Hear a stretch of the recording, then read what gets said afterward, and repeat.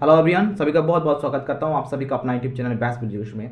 आज दोस्तों आप सब अच्छे होंगे, मस्त होंगे और अपने परिवार के साथ सकुशल रहे होंगे। दोस्तों आज का सेशन बहुत ही ज़्यादा इंपॉर्टेंट है क्लास 9 के लिए, क्योंकि आज का सेशन में मैं उनको बताने वाला हूँ मॉडल पेपर में उनके कौन कौन से क्वेश्चन मैथ का क्वेश्चन आपको पूछा गया था दोस्तों। ठीक है, क्लास 9 के विद्यार्थी को ये पता ही होगा कि उनका एग्जाम कैसे होने वाला है। उनका जो एग्जाम का पैटर्न है वो सिर्फ और सिर्फ ऑब्जेक्टिव टाइप का एग्जाम होने वाला है दोस्तों। ठीक है, जैसे कि आपको पता है कि आप पहले आपका क्या था, ऑब्जेक्टिव सब्जेक्टिव दोनों लिया गया था, लेकिन इस बार का जो एग्जाम आपका होने वाला है वो सिर्फ और सिर्फ आपका ऑब्जेक्टिव एग्जाम होने वाला है। तो ज़्यादा से ज़्यादा आपको क्या करना है, ऑब्जेक्टिव क्वेश्चंस पे फोकस रखना है। ठीक है, और बता दें कि जितने भी विद्यार्थी जो तैयारी कर रहे हैं क्लास 9 के, तो उनको तो सजग हो जाना चाहिए अभी, क्योंकि जैसे ही मैट्रिक एग्जाम खत्म हो जाता है वैसे ही उनका एग्जाम स्टार्ट हो जाएगा। ठीक है, तो चलिए सेशन स्टार्ट करेंगे। और अगर चैनल पर नए हैं दोस्तों, चैनल को जरूर सब्सक्राइब कर दीजिएगा और इस वीडियो को अपने दोस्तों तक जरूर पहुंचाइएगा जो विद्यार्थी क्लास 9 में पढ़ते हैं। ठीक है, तो चलिए सेशन के स्टार्ट करते हैं और देखते हैं कि हमारा क्या क्या क्वेश्चन मैथ का पूछा गया है। वीडियो के अंत तक जरूर बने है, इसमें आपको काफ़ी ज़्यादा नॉलेज मिलने वाली है।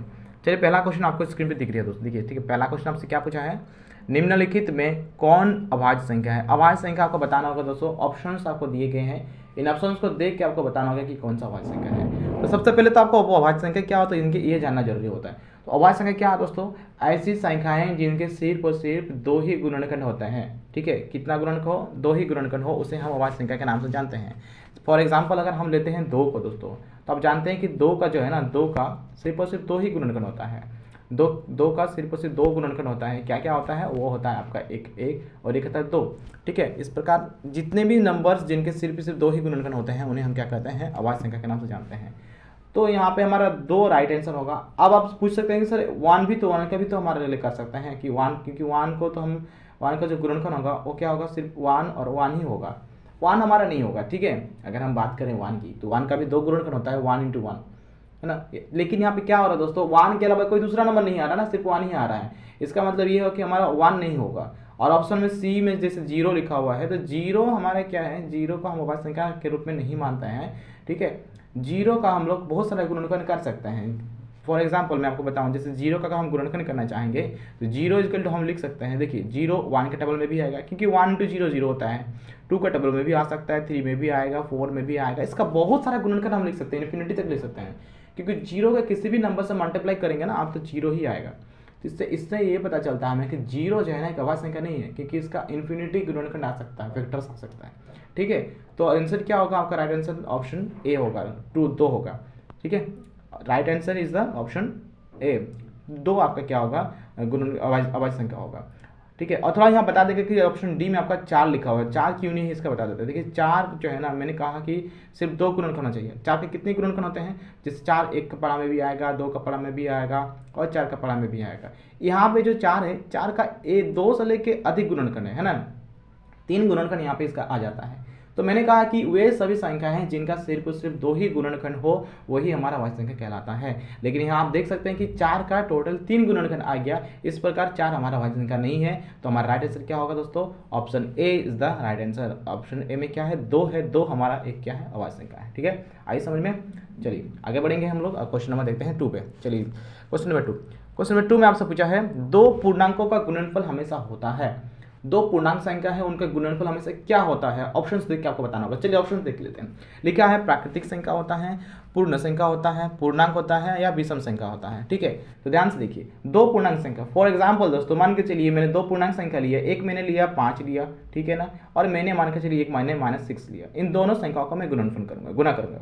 तो 5 और -6 यानी कि 5 और -6 को जब हम मल्टीप्लाई करेंगे आएगा कितना, हमारा -30 आएगा। तो -30 है क्या, -30 एक हमारा क्या है, पूर्णांक संख्या है। पूर्णांक संख्या क्या होता है ये आपको जानना जरूरी होता है। पूर्णांक संख्या क्या है, पूर्णांक संख्या धनात्मक संख्या और ऋणात्मक संख्याओं के समूहों को पूर्णांक संख्या कहते हैं। ठीक है ना, इसका मतलब क्या हुआ, जैसे यहाँ पे बीच में आपका क्या होता है, 0 होता है, दाहिने तरफ क्या होता है, धनात्मक संख्या सब होती है, 1 2 3 4 करके 5 6 बढ़ते रहता है, और बाएं तरफ ऋणात्मक संख्या सब होती है, -1 -2 -3, इस तरह से भी बढ़ते रहता है। तो धनात्मक संख्या और ऋणात्मक संख्याओं का समूहों को हम पूर्णांक संख्या कहते हैं। यानी कि पूर्णांक संख्या में प्लस वाला नंबर भी आता है, धनात्मक नंबर भी आता है, और नेगेटिव वाला यानी कि ऋणात्मक संख्या भी आता है। ठीक है, तो हम कह सकते हैं कि पूर्णांक संख्या का गुणनफल हमेशा क्या होता है, पूर्णांक ही होता है। तो ऑप्शन सी इसका क्या होगा, राइट आंसर हो जाएगा। ठीक है, चलिए आगे बढ़ेंगे, क्वेश्चन नंबर 3 देखते हैं। अब क्वेश्चन नंबर 3 में हमसे पूछा है पाई किस प्रकार की संख्या है। क्या पाई एक प्राकृतिक संख्या है, पूर्ण संख्या है, परिमेय संख्या है, या फिर इनमें से कोई नहीं। आपको बताना है पाई किस तरह की संख्या है। ठीक है, देखिए ध्यान से, पाई पाई का वैल्यू क्या होता है वो आपको जानना है। पाई का वैल्यू होता है हमारा क्या, 22/7, 22/7। ये एक कैसी संख्या है दोस्तों, ये जो है एक परिमेय संख्या है, क्योंकि ये हमारा p/q के रूप में है ना। हम परिमेय संख्या के बारे में जानते हैं। परिमेय संख्या होता क्या है, वे संख्या जिसे हम p/q के रूप में लिख सकते हैं, जहां p और q दोनों पूर्णांक हो, but q is not equal to 0 हो। q हमारा 0 नहीं होना चाहिए, ठीक है ना, यानी अंश बटा हर के रूप में है 22/7। तो हम कहेंगे क्या कि ये पाई का वैल्यू हमारा एक परिमेय संख्या है। तो पाई क्या है दोस्तों, पाई हमारा एक परिमेय संख्या है। ऑप्शन सी इसका राइट आंसर हो जाएगा। ठीक है, चलिए नेक्स्ट आगे बढ़ेंगे, क्वेश्चन नंबर 4 पे जाएंगे। वास्तविक संख्या है। अब वास्तविक संख्या क्या है ये आपको बताना होगा। वास्तविक संख्या है परिमेय संख्या, अपरिमेय संख्या, ए तथा बी दोनों, इनमें से कोई नहीं। वास्तविक संख्या क्या है, क्या वास्तविक संख्या एक परिमेय संख्या है, वास्तविक संख्या एक अपरिमेय संख्या है, या फिर परिमेय और अपरिमेय दोनों है, या फिर इनमें से कोई नहीं है। ध्यान सुनिए, वास्तविक संख्या किसे कहते हैं ये आपको जानना होगा।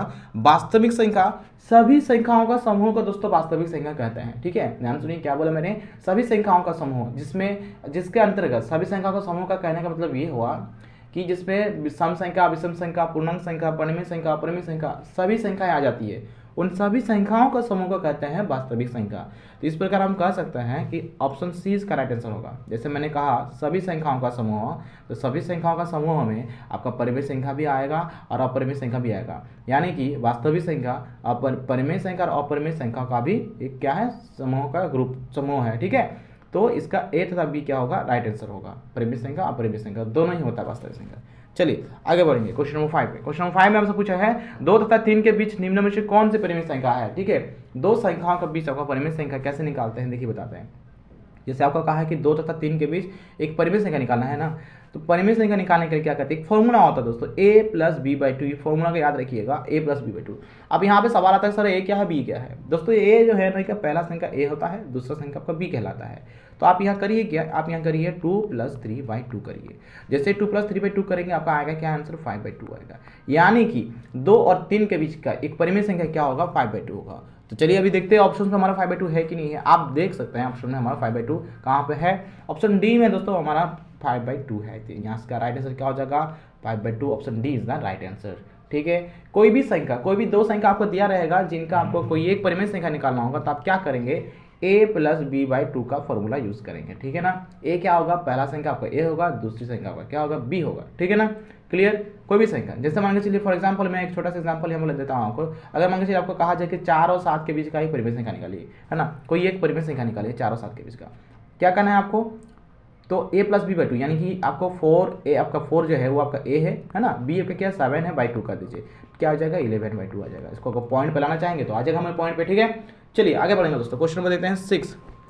क्वेश्चन नंबर 6 को ध्यान से देखिए दोस्तों। क्वेश्चन नंबर 6 में आपका ये घातांक घात का जो फॉर्मूला होता है यहाँ पे हम अप्लाई करेंगे। जैसे आपका क्या लिखा है, 2 का पावर -3, 2 का पावर -3 किसके बराबर होगा, क्या 1/2 के बराबर होगा, -1/2 होगा, 1/8 होगा, या -1/8 होगा।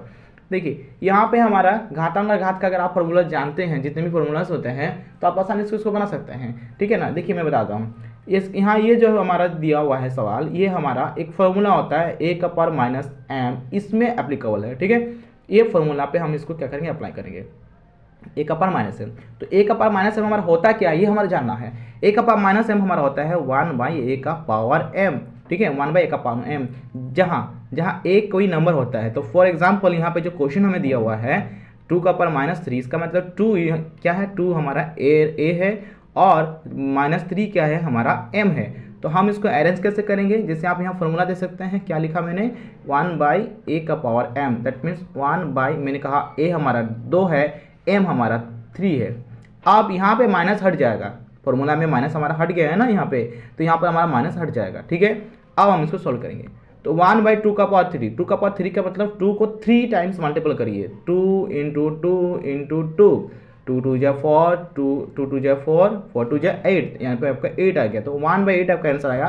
तो जहाँ पर भी आपका ऑप्शन में ओनली 1/8 दिया हुआ है वो आपका राइट आंसर होगा। तब देख सकते option C is the right answer, 1/8। ठीक है, क्लियर। चलिए आगे बढ़ेंगे अभी क्वेश्चन नंबर 7 ने पूछा है, इनमें से कौन एक बहुपद है, कौन सा एक बहुपद है। बहुपद क्या होता है दोस्तों? बहुपद मतलब बहुत सारा पद। वर्ड से ही आपको पता चल रहा है कि बहुत सारा पद की बात की जा रही है।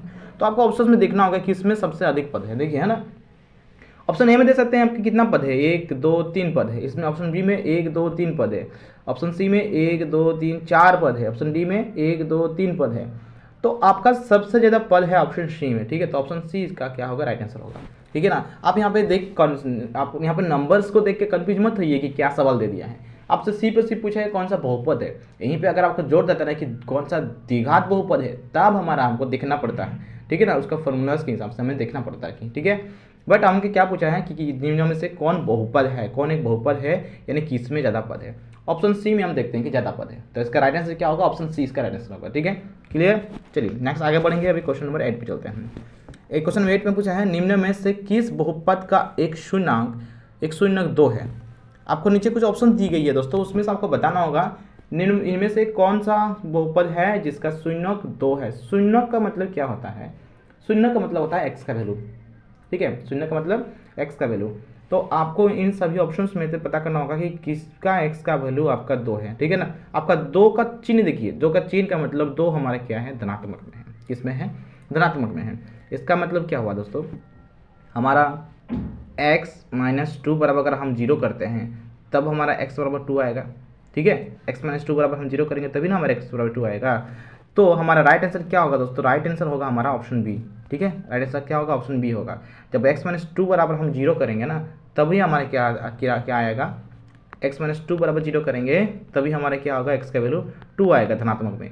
अगर हम यहाँ पे देखते हैं, देखिए ऑप्शन, सारा ऑप्शन से चेक कर लेते हैं फटाफट से। जैसे आपको ऑप्शन ए दिया हुआ है, ठीक है। ऑप्शन ए में आपका क्या लिखा है, x + 2 लिखा हुआ है। अगर हम x + 2 बराबर अगर 0 करते हैं ना दोस्तों, तो हमारा x का वैल्यू क्या आ रहा है, -2 आ रहा है। इसका मतलब ये हुआ कि हमारा ये वाला बहुपद नहीं है, इस बहुपद से हमारा 2 का वैल्यू नहीं आया है, ठीक है। अगर नीचे देखिए 3x + 2, यहाँ से तो होगा ही नहीं, ये तो अलग ही हो जाएगा। ये 2x + 3 ये भी तो होगा ही नहीं, ठीक है। तो कौन सा होगा राइट आंसर, हमारा क्या होगा, ऑप्शन बी हमारा क्या होगा, राइट आंसर होगा, ठीक है। इसको पता करने का और एक तरीका मैं आपको बताता हूँ, ठीक है। क्या पता करने का, आपको क्या करना है, जो भी संख्या का वैल्यू आपको यहाँ पे दिया रहेगा ना शून्य के रूप में, आपको क्या करना है, उसको x की जगह पे बैठा देना है और देखना है कि उसमें से 0 आ रहा है कि नहीं। जैसे हम यहाँ पे 2 लिखा हुआ है, 2 को आप पहला वाला ऑप्शन में बैठाएंगे ना x की जगह पे, तो 2 + 2 हो रहा है, और 2 + 2 मीन्स 4 आ रहा है, 0 नहीं आ रहा है। आपको बैठा के देखना है कि किसमें 0 आ रहा है। आप ऑप्शन बी को चेक करिए, ऑप्शन बी में क्या लिखा है, x - 2 लिखा हुआ है, x की जगह 2 बैठाइए, ठीक है। 2 - 2 करिए, 0 आ गया ना, ठीक है। तो जिस भी बहुपद में आपका 0 आएगा ना, x जो शून्य के यहाँ पर दिया रहेगा उसका वैल्यू पुट करेंगे, और अगर 0 आता है तो हम बोलेंगे क्या कि जो बहुपद दिया रहेगा वही वाला उसका क्या है, बहुपद है। ये वाला बहुपद हमारा, इस बहुपद का शून्य हमारा 2 है, ठीक है, समझ गए। चलिए आगे बढ़ेंगे क्वेश्चन 9 पे। क्वेश्चन नंबर 9 में आपसे पूछा है x² - 3x³ - 5x का घात क्या है। अब बहुपद का घात को समझिए दोस्तों, है ना। बहुपद का घात क्या होता है, बहुपद का घात होता है जो बहुपद यहाँ पे जैसे दिया हुआ है, इसमें से आपको देखना होगा कि इसमें से कौन सा घात ज़्यादा है, यानी कौन सी संख्या बड़ी है। बड़ी संख्या आपको देखनी होगी। जैसे आप देख रहे हैं कि यहाँ पे x² लिखा है, यानी x का पावर 2 है। यहाँ 3x³ लिखा हुआ है, यानी x का पावर 3 है, उसका पावर नंबर क्या है, 3 है, और यहाँ -5x लिखा हुआ है। सबसे ज़्यादा कौन सा है, आपको देखना होता है कि ग्रेटेस्ट नंबर जो पावर के रूप में है, कौन सा ग्रेटेस्ट नंबर पावर के रूप में है, यानी कि किसका पावर ज़्यादा है, वो आपको देखना होगा। आप देखते 3x का पावर 3 है ना। तो ऑप्शन क्या होगा इसका, ऑप्शन डी इसका राइट आंसर होगा। बहुपद की घात क्या होगी, हमारा 3 होगी, ठीक है। देखिए फॉर एग्जाम्पल मैं आपको एक एग्जाम्पल देकर मैं यहाँ समझाता हूँ। जैसे आपका लिखा हुआ है x का पावर 4 लिखा हुआ है, 3x³ लिखा हुआ है, 2x² लिखा हुआ है ना, और 5x से लिखा हुआ है। अब यहाँ पे आपको पूछेगा कि बहुपद का घात क्या होगा, तो यहाँ पे बहुपद का घात होगा आपका 4, क्योंकि सबसे ग्रेटेस्ट नंबर यहाँ पे 4 है, ठीक है, पावर के रूप में। तो हमारे क्या होता है, बहुपद का घात होता है, समझ गए। जो भी घात में जो भी संख्या होगी, जो ग्रेटेस्ट नंबर होगी, यानी सबसे बड़ा नंबर होगी, वही हमारे क्या होगा, बहुपद का घात होगा। तो ऑप्शन यहाँ पे 4 हमारा राइट आंसर हो रहा है। तो इस प्रकार इस क्वेश्चन के हिसाब से हमारा ऑप्शन डी क्या हो रहा है, राइट आंसर होगा, क्योंकि इसमें हमारा क्या है, 3 जो है हमारा बहुपद का घात है 3, ठीक है। इस ऑप्शन डी राइट आंसर। चलिए नेक्स्ट आगे बढ़ते हैं दोस्तों, क्वेश्चन नंबर 10 पे। चलिए क्वेश्चन नंबर 10 को समझते हैं। आपसे कहा है कि px = 5x² - 2x + 7, तो p1 का वैल्यू क्या होगा। px दिया है आपका 5x² - 2x + 7, तो p1 का वैल्यू क्या होगा। p1 का वैल्यू आपको निकालना है। p1 का मतलब ये हो दोस्तों, यहाँ पे ध्यान दीजिए आप, यहाँ पे क्या लिखा हुआ है px ना, और यहाँ पे क्या लिखा है p1, यानी x की जगह पे 1 दिया, ध्यान से देख रहे हैं। यानी कि इसका मतलब क्या हुआ, एक्स की जगह आपको क्या दिया, 1 दिया, एक्स की जगह पे 1 दिया यहाँ पे। इसका मतलब ये हुआ कि जहाँ जहाँ आपका इस बहुपद में एक्स है उसके जगह पे हम 1 बैठाएंगे। जहाँ जहाँ बहुपद में जहाँ जहाँ एक्स है आप क्या बैठाएंगे वहाँ पे आपको बैठाना है 1 बैठाना है। अब देखिए ये हमारा बहुपद है, यहाँ पे एक बैठाइए, एक्स की जगह पे 1 बैठाएंगे तो क्या होगा, 1 का स्क्वायर होगा, -2 इंटू एक्स की जगह 1 बैठाइए प्लस 7।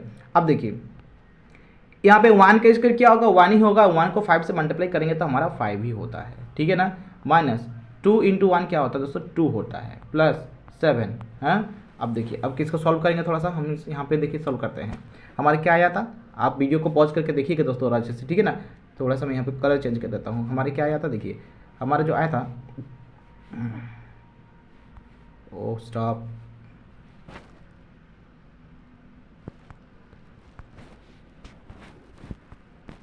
हमारा आया था आपका 5 -2 + 7 आया था, ठीक है, 5 -2 + 7 आया था। अब हम इसको सॉल्व करेंगे। अब जब हम इसको सॉल्व करेंगे क्या आएगा हमारा, देखिए ध्यान से, 5 -2 + 7 यानी कि 5 से आपका 2 गया 3 + 7 कितना आया पे वैल्यू, 10 आया। अब देखिए ऑप्शंस में जहाँ भी आपका 10 है ना वो आपका क्या होगा, राइट आंसर होगा, ठीक है। तो आप देख सकते हैं कि यहाँ पे ऑप्शन ए में हमारा 10 है, तो क्या होगा इस प्रकार हम बोलेंगे क्या कि ऑप्शन ए हमारा राइट आंसर होगा। P1 का वैल्यू क्या होगा हमारा 10 होगा, ठीक है, समझिए। P1 का वैल्यू का मतलब जहाँ जहाँ एक्स के उसके जगह पे 1 बैठाइए। यहाँ पर अगर आपको P2 कहता ना, P2 कहता तो जहाँ जहाँ पे एक्स है एक्स का हम क्या बैठाएंगे 2 बैठाएंगे, और 2 बैठा के हम सॉल्व करके देखेंगे कि उसका मान क्या आ रहा है, ठीक है। P1 P2 P3 जो भी नंबर आपको बोलेंगे उसी नंबर को आपको क्या करना है, एक्स की जगह पे आपको बैठाना है, ठीक है। आई समझ, चलिए आगे बढ़ते हैं। अभी क्वेश्चन नंबर देखते हैं 11, ठीक है। अब आता है हमारा क्वेश्चन 11 पे।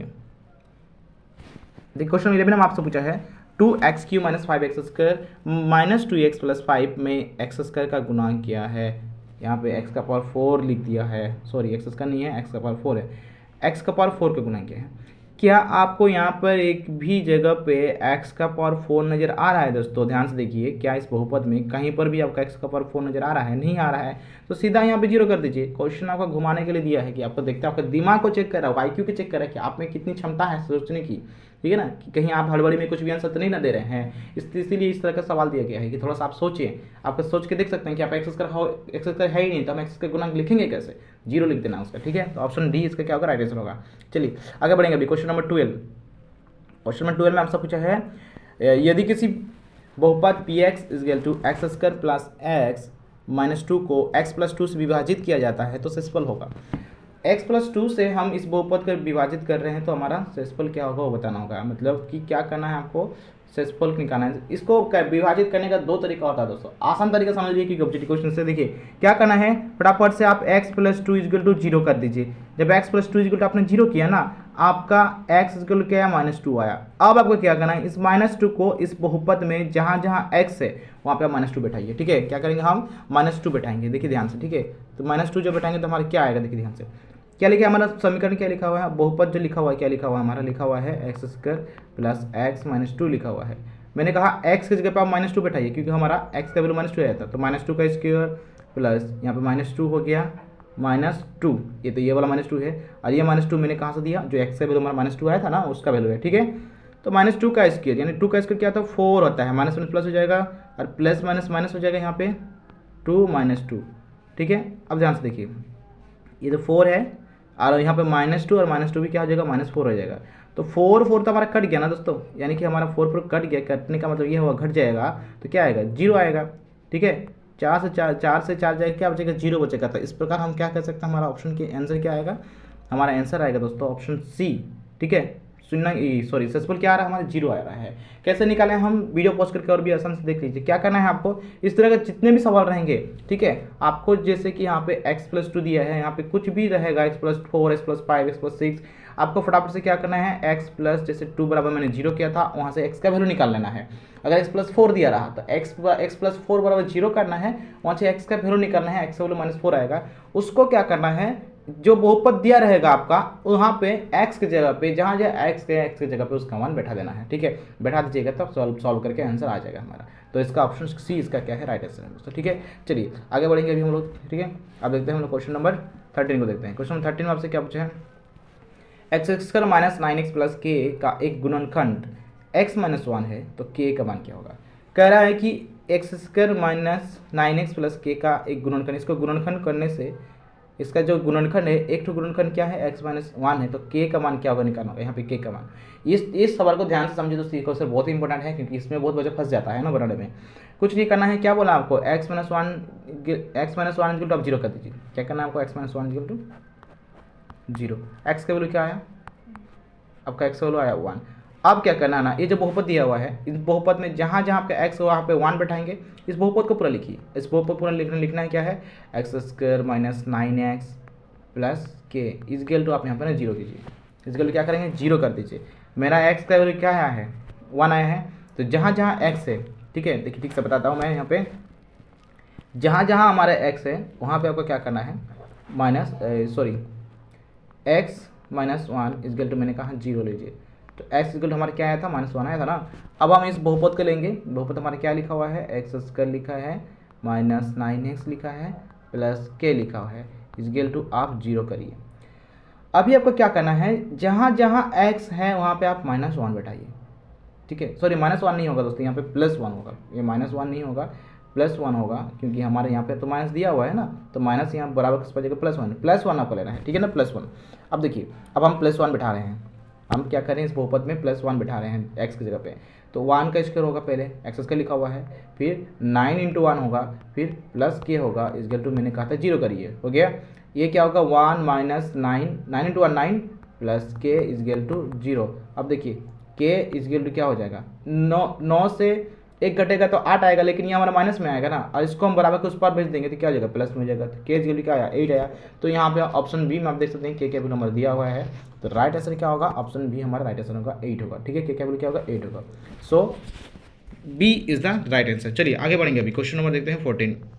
क्वेश्चन नंबर 14 में आपसे पूछा है x square minus x minus 6 का गुणनखंड है, गुणनखंड आपको करना है, ठीक है। गुणनखंड करना है कि क्या होगा इसका गुणनखंड, देखिए फटाफट से मैं बताता हूँ। क्या लिखा हुआ है हमारा, लिखा हुआ है एक्स स्क्वायर माइनस एक्स, ठीक है, x square minus x minus 6। क्या करना है आपको, जैसे यहाँ पे 6 लिखा है, फटाफट से आप 6 का ना एलसीएम कर दीजिए, क्या आएगा 2 और 3, यानी आपको मिल गया कि यहाँ पे, यानी कि आपको ये पता चल गया कि हम दो ऐसे नंबर, ऐसे कौन से दो नंबर लेंगे जिनको मल्टीप्लाई करने से 6 आए, या और जोड़ने या घटाने से हमारा x आए। तो हमें 2 और 3 मिल गया दोस्तों, ठीक है। अब हम इसको अरेंज करने के बारी है, यहाँ हम एक्स स्क्वायर लिखेंगे, है ना। यहाँ पे अगर हम 2x प्लस, सॉरी यहाँ पे 2x प्लस नहीं होगा, ठीक है, फिर से लिख देता हूँ मैं। यहाँ पे क्या था हमारा, x square minus x minus 6 ना, हमारा 2 3 आया था। यहाँ पे एक्स स्क्वायर लिखिए, यहाँ पे लिखिए -3x लिखिए प्लस 2x लिखिए। -3x प्लस 2x मैंने क्यों लिखा, क्योंकि हमारे यहाँ पे चिन्ह क्या है, माइनस है, तो माइनस यहाँ पे चिन्ह हमारा तभी आता है जब हमारा बड़ा का साइन क्या होता है, माइनस होता है, और 3x बड़ा है उसका चिन्ह माइनस है। तो जब हम माइनस प्लस माइनस करेंगे ना दोस्तों, तो 3 से 2 गया, 2x गया, तो x बचेगा, और 3 का साइन हमारा माइनस है, इसलिए यहाँ पे माइनस लग जाएगा, इसलिए मैंने यहाँ पे 3 पे माइनस दिया, ठीक है ना, और माइनस यहाँ पे 6 लगा देना है। अब क्या करना है, इसका गुणनखंड देखिए, इन दोनों से कॉमन हम x लेंगे, x लेंगे तो यहाँ x बचेगा, -3 बचेगा, ठीक है, प्लस इन दोनों से कॉमन क्या हो सकता है, 2 है और 6 है, 2x और 6 है, तो 2x से तो 2 कॉमन ले लीजिए, 2 जैसे कॉमन लेंगे यहाँ बचेगा x, और 2 3 या 6 होता है तो यहाँ बचेगा -3। तो आपका क्या आया, x - 3 और x - 3 सेम सेम आया, और x + 2, यानी कि आपका जो गुणनखंड आएगा वो किस प्रकार आएगा, वो आएगा आपका x + 3 इंटू, सॉरी x + 3 नहीं दोस्तों, x - 3, x - 3 था आपका इंटू x + 2। वीडियो को पॉज करके अच्छे से देख लीजिएगा दोस्तों, ठीक है। ये आपका हो गया। देखिए गुणनखंड में क्या कहते हैं, जो गुणनखंड सेम से रहता है उसको हम एक बार लेते हैं, है ना, और उसके बाद जो नहीं, जो बचा हुआ रहता है उसको हम लिख देते हैं, यानी कि हमारा x - 3 इंटू x + 2 हमारा क्या होगा, गुणनखंड आएगा। तो ऑप्शन डी इसका क्या होगा, राइट आंसर होगा दोस्तों, ठीक है। चलिए, गुणनखंड का एक चैप्टर मैंने बनाया है, मैंने एक चैप्टर बनाया है, उस वीडियो को आप जाके देख सकते हैं। उस वीडियो को डिस्क्रिप्शन में अभी डाला नहीं हो, ये वीडियो डिस्क्रिप्शन में डाल दूंगा, और आप उस वीडियो को देखिए गुणनखंड चैप्टर का, तो आसानी से गुणनखंड कैसे निकाला जाता है आप समझ जाइएगा दोस्तों, ठीक है। चलिए आगे बढ़ेंगे, अभी क्वेश्चन नंबर चलते हैं 15 पे। क्वेश्चन में 15 पे आकृति देखकर आपको आंसर देना है, आकृति को देखकर निम्नलिखित प्रश्न का उत्तर दीजिए। चलिए आकृति को देख लेते हैं कि क्या आकृति पूछा है। पूछा है हमसे क्या कि बिंदु L का निर्देशन क्या है। देखिए क्वेश्चन नंबर 15 में क्या पूछा है, बिंदु L का निर्देशन क्या होगा, निर्देशांक। चलिए फिगर पे आते हैं, फिगर पे देखते हैं बिंदु L हमारा कहाँ है। आप देख सकते हैं दोस्तों बिंदु L हमारा कहाँ है, बिंदु L। चलिए यहाँ पे देखिए हमारा बिंदु L लिखा हुआ है, ये वाला पार्ट हमारा क्या है, बिंदु L है। निर्देशांक हम कैसे लिखते हैं, हम देखते हैं कि ये जो बिंदु L है ये y अक्ष में कौन सा बिंदु पे है और x अक्ष में कौन सा बिंदु पे है। तो आप देख सकते हैं एक्स अक्ष पे ये जो एक्स, ये वाला पार्ट हमारा एक्स अक्ष है, ये वाला पार्ट हमारा एक्स अक्ष, ये वाला हमारा वाई अक्ष है ना। एक्स अक्ष पे कहाँ पे है, तो जो बिंदु एल है ये हमारा एक्स अक्ष में -5 पे है, इसका मतलब एक्स का वैल्यू -5 हम लिखेंगे, कोमा वाई अक्ष पे कहाँ है, -y पे है, इसका मतलब हम y के वैल्यू -4 लिखेंगे, यानी कि -5 -4 हमारा l का निर्देशांक मिल गया। अब हम देखते हैं कि ऑप्शन में कहाँ पर हमारा -5 और -4 लिखा हुआ है। तो देख सकते हैं आप ऑप्शन सी जो है ना हमारा राइट आंसर होगा। ऑप्शन सी में हमारा लिखा हुआ है -4 और -5, ठीक है, यानी कि -5 और -4 लिखा हुआ है ऑप्शन सी में, तो ऑप्शन सी क्या होगा, राइट आंसर होगा। आइए समझ में निर्देशांक कैसे निकालते हैं। आपको चित्र देख के बनाना होगा, क्या देखना होगा कि x की जगह पे कौन सा वैल्यू है और y पे कौन सा मान पे, ठीक है, क्लियर हो गया। चलिए आगे क्वेश्चन बढ़ेंगे। चलो देखते हैं अभी क्वेश्चन नंबर 16 को। क्वेश्चन नंबर 16 में आपको क्या पूछा है कि बिंदु एस की कोटि क्या है। कोटि, यहाँ पे वर्ड एक आया दोस्तों कोटि, तो कोटि का मतलब क्या होता है ये आपका जानना जरूरी होता है। कोटि का मतलब क्या होता है, देखिए कोटि कहते हैं दोस्तों हम वाई अक्ष को, है ना, वाई अक्ष को क्या कहते हैं हम कोटि के नाम से जानते हैं। वाई अक्ष के निर्देशांक को हम क्या बोलेंगे, कोटि बोलते हैं। और जो भुज आता है कि वर्ड भुज आएगा, भुज हम कहते हैं एक्स अक्ष को, ठीक है ना, क्लियर हो गया। यहाँ पे वाई एक्स को हम क्या बोलते हैं, वाई एक्स को हम कोटि बोलते हैं, एक्स एक्स को हम भुज बोलते हैं। तो चलिए आइए हमें सवाल क्या पूछा है उसको समझ लेते हैं। बोला है कि बिंदु एस की कोटि क्या है, यानी एक बिंदु एस है। चलिए फिगर में देख लेते हैं, अब बिंदु कहाँ पे एक्स है हमारा, ये देखिए यहाँ पे हमें बिंदु एस मिल गया, ठीक है, कहाँ है बिंदु एस, ये हमारा बिंदु एस है। यहाँ पे कोटि का मान क्या है, कोटि मतलब वाई का मान क्या है, तो वाई का मान क्या है दोस्तों, आप देख सकते हैं वाई का मान हमारा क्या है, यहाँ पे -4 है। तो हम क्या लिखेंगे, यहाँ पे चलिए देखते हैं ऑप्शन में 4 कहाँ दिया हुआ है, ऑप्शन डी में देख सकते हैं आपका 4 दिया हुआ है। तो इसका राइट आंसर क्या होगा, ऑप्शन डी इसका राइट आंसर होगा ना। एस की कोटि क्या होगी 4, क्योंकि 4 4 नहीं दोस्तों -4 है यहाँ पे, सॉरी फिगर के बाद दोबारा देख लेते हैं हम लोग क्या लिखा हुआ है हमारा। एस का वैल्यू हमारा लिखा हुआ है -4, 4 नहीं दोस्तों -4, ठीक है। मैंने क्योंकि कोटि मतलब हमारा होता है वाई एक्स को कोटि कहते हैं, तो यहाँ पे वाई एक्स में -4 लिखा हुआ है, तो -4 इसका क्या होगा आंसर होगा। चलिए तो -4 कहाँ पे है, ऑप्शन बी में आपका -4 है, तो ऑप्शन बी इसका राइट आंसर होगा, ठीक है। चलिए आगे बढ़ते हैं। अभी क्वेश्चन देखते हैं 17। क्वेश्चन 17 में आपसे पूछा है बिंदु बी की भुज क्या है। बिंदु बी की भुज यानी यहाँ पे आपको एक्स का वैल्यू दिखना होगा दोस्तों, ठीक है ना। चलिए आइए फिगर पे आते हैं। अब फिगर पे क्या हम फाइंड आउट करते हैं बिंदु बी कहाँ है। चलिए बिंदु बी देखिए ऊपर में आपका मिल गया बिंदु बी, हाँ यहाँ पे बिंदु बी छुपा हुआ था, ये देखिए बिंदु बी मिल गया। बिंदु बी में भुज बोला है, भुज मतलब मैंने कहा कि एक्स अक्ष को कहा जाता है, तो एक्स अक्ष में बिंदु बी कहाँ पे है, 4 में लगा हुआ है ना उसका रेखा। तो क्या होगा बी का वैल्यू, क्या होगा बी का वैल्यू, बी का वैल्यू होगा हमारा 4। तो ऑप्शन डी में आप देख सकते हैं 4 लिखा हुआ है, तो उसका राइट आंसर होगा क्या, ऑप्शन डी, ठीक है। चलिए आगे बढ़ेंगे। Question number 18। क्वेश्चन नंबर 18 में पूछा है 3, -4 द्वारा पहचाना गया बिंदु 3 -4 कौन सा बिंदु को दिखाता है, ये आपको दिखाना होगा। चलिए देखते हैं फिगर पे आते हैं। 3 -4, 3 मतलब होता है एक्स का वैल्यू, -4 हो गया वाई का वैल्यू। तो कौन सी जगह पे हम देखेंगे कि 3 और -4 हो रहा है। अब देखिए एक्स का वैल्यू 3 हमें मिल गया दोस्तों, यहाँ पे हमारा एक्स का वैल्यू 3 है, सॉरी ये -3 है, ये वाला नहीं है दोस्तों, ये तो -3 है। अब हम देखेंगे एक्स का वैल्यू 3, ये देखिए हमारे यहाँ पे मिल गया, यहाँ हमारा एक्स का वैल्यू 3 है और वाई का वैल्यू हमारा 4 होना चाहिए। आप देखिए नीचे आइए, अरे देखिए यहाँ पे वाई का वैल्यू 4 दिया हुआ है, इसका मतलब बिंदु एस दिखा रहा है। आपको सवाल क्या पूछा पता है, पूछा है कि निर्देशांक जो 3 और -4 है, ये इन निर्देशांक को कौन सा बिंदु इन निर्देशांक को दर्शाता है। तो बिंदु एस जो है ना, ये बिंदु एस इन दोनों को दर्शा रहा है, ठीक है, 3 और -4 को दर्शा रहा है। तो चलिए आगे बढ़ते हैं, देखते हैं ऑप्शन में देखते हैं क्या था हमारा। क्वेश्चन नंबर 18 था ना, ये देखिए 18 था, 3 और -4 द्वारा पहचाना गया बिंदु कौन सा है, एस है, कौन सा है, एस है। तो ऑप्शन बी इसका क्या होगा, राइट आंसर होगा। चलिए अब आते हैं क्वेश्चन नंबर 19 पे। क्वेश्चन नंबर 19 में पूछा है कार्तीय तल में क्षैतिज रेखा को क्या कहते हैं। कार्तीय तल में क्षैतिज रेखा, देखिए क्षैतिज रेखा और ऊर्ध्वाधर रेखा क्या है इसको समझ लीजिए। क्षैतिज मतलब इस तरह का भाग को, इस तरह का, ठीक है, ऊर्ध्वाधर मतलब इस तरह का। अब आप बताइए मुझे ध्यान से, ये तो आप खुद मुझे बताना चाहेंगे। इस तरह का रेखा हमारा कौन सा अक्ष इस तरह का रेखा है, ये हमारा एक्स अक्ष है ना दोस्तों, और इस तरह का कौन सा है, ये हमारा वाई अक्ष है। Very simple. तो हम कार्तीय तल में क्षैतिज रेखा को क्या कहते हैं, एक्स अक्ष कहते हैं। तो एक्स अक्ष इसका राइट आंसर क्या होगा, ऑप्शन ए इसका राइट आंसर होगा, ठीक है। चलिए आगे बढ़ेंगे हम क्वेश्चन नंबर 20 पे। क्वेश्चन नंबर 20 पे पूछा है आपको मूल बिंदु का निर्देशन क्या होता है। मूल बिंदु देखिए, एक ये अक्ष हो गया हमारा, यहाँ पे मूल बिंदु हमारा होता है, इसका निर्देशन क्या होता है। मूल बिंदु मतलब जहाँ पे एक्स का मान भी 0 होगा, वाई का मान भी 0 होगा, तो मूल बिंदु का निर्देशन क्या होता है हमारा, 0 0 होता है, ठीक है। तो ऑप्शन डी में हमारा 0 0 दिया है, तो चलिए इसको फटाफट से हम क्या कर देंगे, मार्क कर देंगे, option D is the right answer. मूल बिंदु का निर्देशांक हमेशा 0 0 होता है, इसको याद करके रखिएगा, कभी भी क्वेश्चन पूछे तो फटाक से आंसर दे देना है, ठीक है। चलिए अब आगे बढ़ेंगे। अब हमें क्या पूछा है, यदि 2 और 5 रैखिक समीकरण 2x प्लस वाई इक्वल के का एक हल है तो के का मान क्या होगा आपको क्या बोला है कि यदि इस समीकरण का एक हल आपका 2 और 5 है तो के का मान क्या होगा ये आपको निकालना होगा। वेरी सिंपल, देखिए क्या करेंगे, क्या बोला 2 और 5 ना, जहाँ पे x ये पहला वाला क्या होता है हमारा x का निर्देशांक होता है, दूसरा वाला क्या होता है y का निर्देशांक होता है। ठीक है, ये हमको क्लियर होना चाहिए, ये आपको बिल्कुल क्लियर होना चाहिए कि जो निर्देशांक होता है, जैसे मान चलिए मैंने 4 और 5 लिखा, तो अगर मैं पूछूँ यहाँ पे x का वैल्यू क्या है, y का वैल्यू क्या है, x का वैल्यू आपका 4 है, y का वैल्यू आपका 5 है। ठीक है ना, पहले हम x को लिखते हैं, बाद में हम y के वैल्यू को लिखते हैं, ये इसको पूरा क्लियर करके रखिए। ठीक है ना, तो जैसे क्वेश्चन में आपको दिया हुआ है क्या 2 और 5 दिया हुआ है, 2 और 5, तो यानी कि आपको x का वैल्यू क्या है 2 है ना, y का वैल्यू क्या है 5 है। आपको पूछा क्या k का मान निकालना है दोस्तों, क्या करना है, k का मान हम कैसे निकालेंगे, आप ना x की जगह पे 2 बैठाइए क्योंकि x का मान 2 है, y की जगह पे क्या बैठाइए 5 बैठाइए। चलिए बैठाते हैं, देखिए आपका समीकरण जो दिया हुआ है लिखा हुआ है 2x plus Y is equal to k,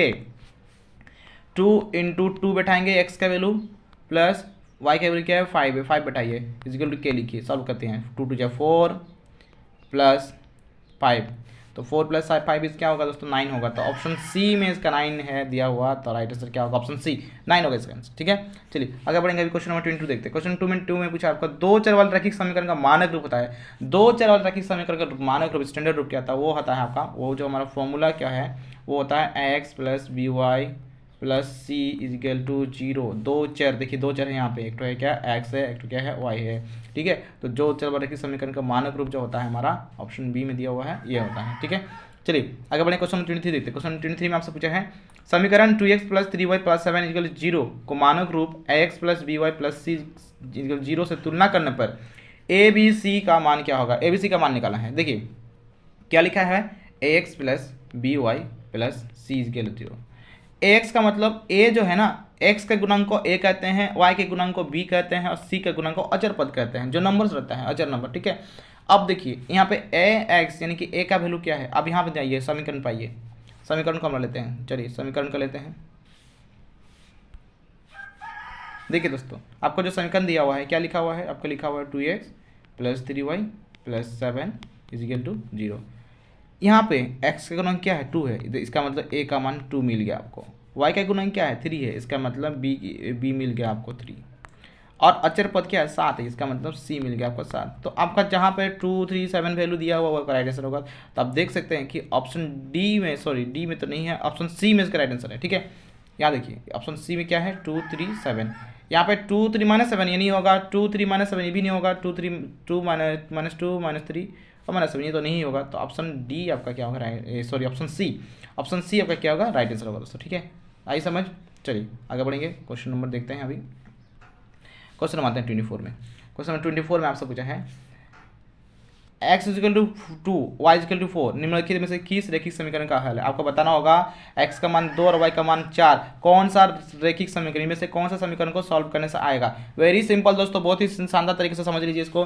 क्या बोला, x का मान 2 y का मान 4 ना, समीकरण में किसी भी समीकरण में आप बैठा के देखिए, जैसे कि हम पहला समीकरण आते हैं, अगर हम x का मान 2 और y का मान 4 बैठाते हैं, क्या हमारा उन दोनों को x प्लस वाई के रूप में है ना, क्या 2 प्लस 4 करने से हमारा साथ आता आएगा, नहीं आएगा, इसका मतलब हमारा ऑप्शन ए गलत है, हमारा ऑप्शन ए नहीं होगा। ठीक है, अब आइए दूसरा में, अब देखिए आपको भी ऑप्शन बी में क्या लिखा हुआ है 3x minus Y, sorry 3x plus Y equal to 7, क्या यहाँ पे हम 3 इंटू 2 प्लस 4 करने से मेरा 7 आ रहा है, देखना है आपको, 3 दूनी 6, 6 प्लस 4 10 आ रहा है दोस्तों, तो ये भी हमारा समीकरण नहीं है। अब आइए ऑप्शन सी में, क्या यहाँ पे हम x और y का वैल्यू बैठा के हम 7 ला सकते हैं, यहाँ पर भी देखते हैं, यहाँ 2 है ना, तो 3 इंटू 4 करेंगे ना y के वैल्यू पे 12 हो जाएगा, इक्वल टू 7 आएगा ही नहीं आएगा, एक ही चीज़ बच गया, कौन, ऑप्शन डी बच गया। ऑप्शन डी को चेक करते हैं फटाफट से, x का वैल्यू आप दीजिए 2 दीजिए, 2 इंटू y के वैल्यू दीजिए आप 4 इक्वल टू क्या लिखा है 10 लिखा हुआ है।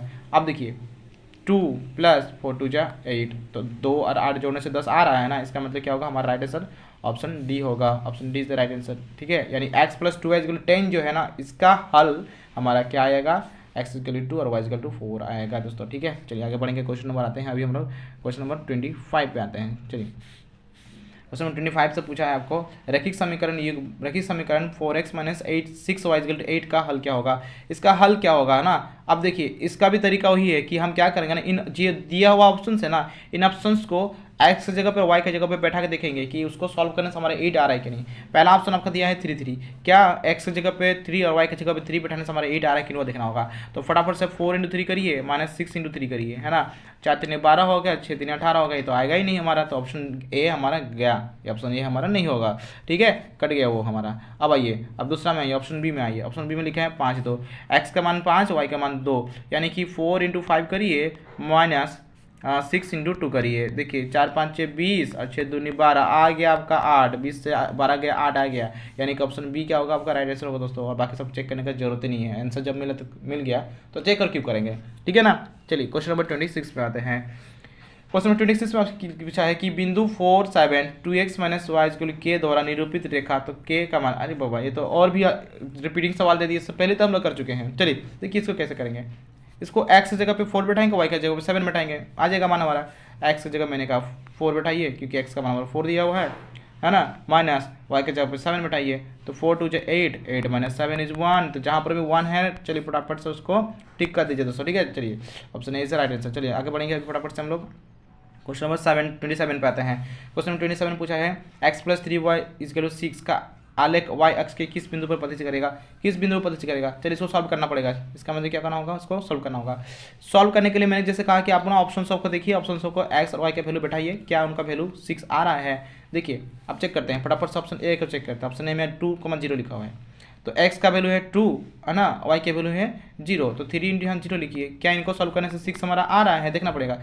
3 इंटू 0 इज 0, तो 2 प्लस 0 2 नहीं आ रहा है। चलो ऑप्शन ए गया, गलत हो गया, ऑप्शन ए नहीं होगा, ऑप्शन ए। चलिए आते हैं ऑप्शन बी पे, 0 6 लिखा हुआ है, यानी कि x का वैल्यू आप 0 लीजिए, y के वैल्यू आप 6 लीजिए। अब इस यहाँ पे पुट करके देखिए, x की जगह पे आप 0 लिखिए, 0 लिख दिए, y की जगह पे मैंने कहा 6 लिखिए, तो 3 इंटू 6 लिखिए, क्योंकि यहाँ पे 3 ऑलरेडी लिखा हुआ है ना दोस्तों, तो 3 से 18 होता है, ये भी तो नहीं होगा हमारा। चलिए ये भी गया। अब आइए ऑप्शन सी को चेक करते हैं। अब आ रही ऑप्शन सी का, फटाफट से ऑप्शन सी को चेक करिए। x की जगह लिखिए 6 है ना, y की जगह लिखिए क्या 0, तो 3 इंटू 0 0, तो 6 प्लस 0 इज 6, यहाँ पे हमारा आ रहा है दोस्तों 6, ठीक है। इसका मतलब ऑप्शन सी क्या होगा हमारा राइट आंसर होगा। अब बाकी को चेक करने की जरूरत नहीं है, option C is the right answer. चलिए आगे बढ़ेंगे, अभी क्वेश्चन नंबर आते हैं 28 पे। क्वेश्चन नंबर 28 दोस्तों है ना, क्वेश्चन नंबर 28 क्या है, 80 डिग्री का संपूरक कोण का मान क्या होगा। 80 डिग्री है, उसका संपूरक कोण का मान करना। संपूरक कोण कितना डिग्री के बराबर होता है ये कुछ जानना जरूरी है। संपूरक कोण हमारा बराबर होता है 180 डिग्री के बराबर, 180 डिग्री, तो 180 से 80 माइनस कर दिए, आंसर आ जाएगा, ठीक है। क्या होगा 100 डिग्री होगा, ठीक है। तो 100 डिग्री जहाँ पर है हमारा राइट आंसर होगा, ऑप्शन बी क्या होगा राइट आंसर होगा। चलिए नेक्स्ट, वह कोण जो 0 डिग्री से अधिक तथा 90 डिग्री से कम हो कहलाता है। ऐसा कोण जो 0 डिग्री से ज़्यादा हो, 90 डिग्री से कम हो, क्या कहलाता है, वो कहलाता है आपका न्यून कोण कहलाता है दोस्तों। ऑप्शन ए इसका राइट आंसर न्यून कोण कहलाता है, ठीक है। क्वेश्चन नंबर 30 पे आते हैं। क्वेश्चन 30 में आपसे पूछा है उस कोण की माप क्या है जो संपूरक का दोगुना है। वो कोण बताइए जो संपूरक का दोगुना है। तो संपूरक कोण का मैंने मान बताया आपको कि 180 होता है, इसका दोगुना कर दीजिए, 18 दूनी 36, 360 होगा, ठीक है। देखिए यहाँ पे ऑप्शंस में हमारे क्या दिया 120, 160 और 150। उस कोण की माप क्या है जो संपूरक का दोगुना है। दोस्तों यहाँ पे ऑप्शंस में तो हमारा रॉन्ग दिया हुआ है,